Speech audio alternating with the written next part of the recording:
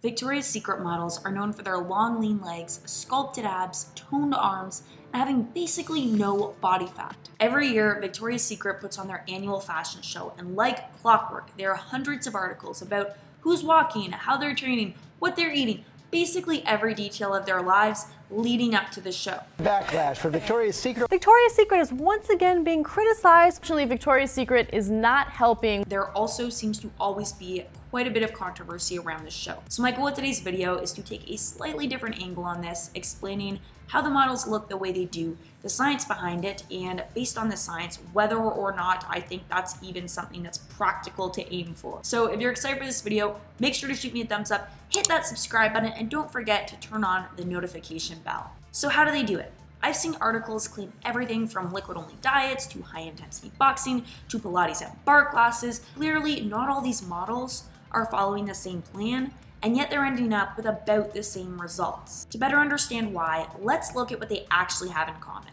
First of all, genetics. This is something that I found a lot of articles address, but then skip over pretty quickly, which I don't really understand why, because these directly affect how muscle mass as well as body fat look on your body, as well as how many calories you're able to eat per day while maintaining a lean physique. The second thing to consider is workout style and intensity.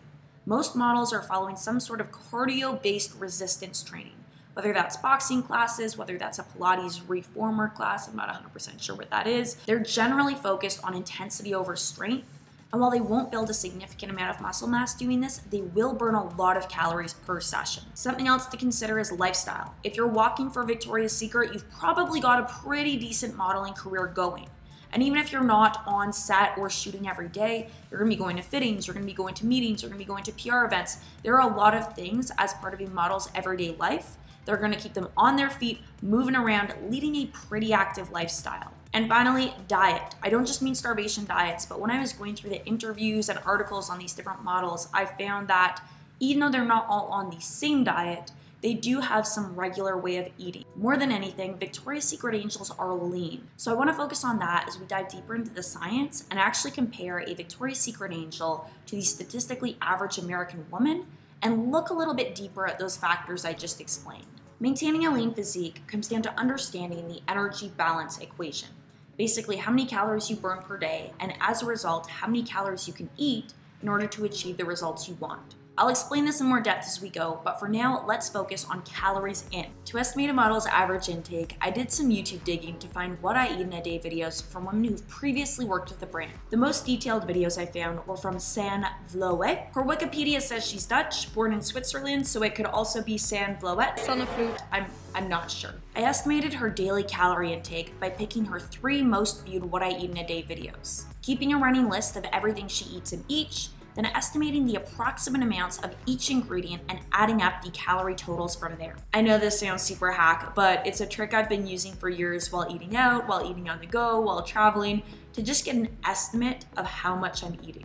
So if you want to learn how I do that, I will link a video down below where I explain that in more depth. I estimated her daily calorie intake to be on average about 2,066 calories, which I found surprising. This as compared to the average American woman's intake of anywhere from 2,231 to 3,300 calories. In order to maintain a lean physique, you want to either eat at maintenance, so the number of calories you eat equals the number of calories you burn per day, or slightly below maintenance, especially if you're often eating out, eating on the go, going to social events, drinking alcohol, doing things that make you a little bit less mindful of portion control, so that over time, even if you go over your calories, it works out to maintenance on average. Knowing this, let's move over to the calories outside to see how this overall equation works out. Starting with basal metabolic rate, or BMR. This describes the number of calories you burn just sitting, breathing, and existing as a human. Naturally, larger people require more calories, whereas smaller people require less calories. BMR is directly affected and directly increases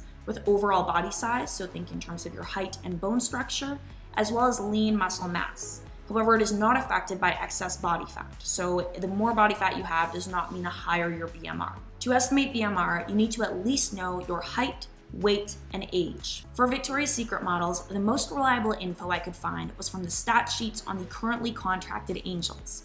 And I took the average of each of their heights, ages, and weights. From there, I plugged these numbers into the Harris-Benedict equation for predicting BMR. If you want to try this yourself, I will throw the equation up on screen now.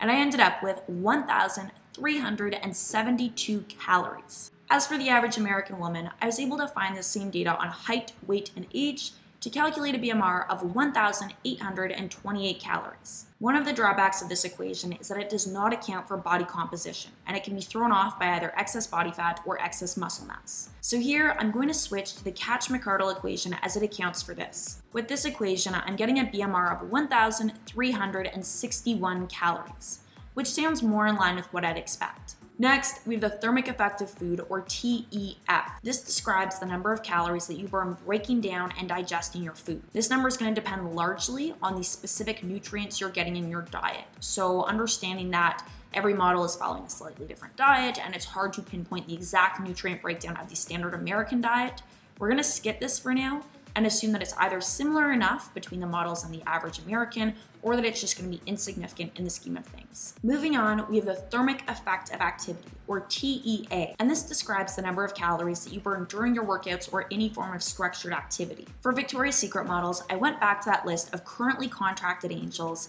and did a search for what each of them does in terms of exercise. In order to figure out the calorie burn, I looked up the most common exercise classes that these models are doing, and then researched based on those exercise classes about how many calories each would burn. That average calorie burn comes out to 475 calories from exercise. For the average American woman, this was a little bit trickier because there isn't a lot of data out there on how much activity the average person is completing per day. What I did manage to find is that about a third of adults get in 30 minutes of activity per week, with less than 5% of adults getting in the government recommended 30 minutes of activity per day. So I think we can assume that the thermic effect of activity for the average American woman is going to be relatively insignificant in the scheme of things. And finally, we have non-exercise activity thermogenesis, or NEAT. This describes the number of calories that you burn through any unplanned, spontaneous, or unstructured physical activity. A good estimate for somebody with an active job, like a Victoria's Secret angel, is 600 to 800 calories per day.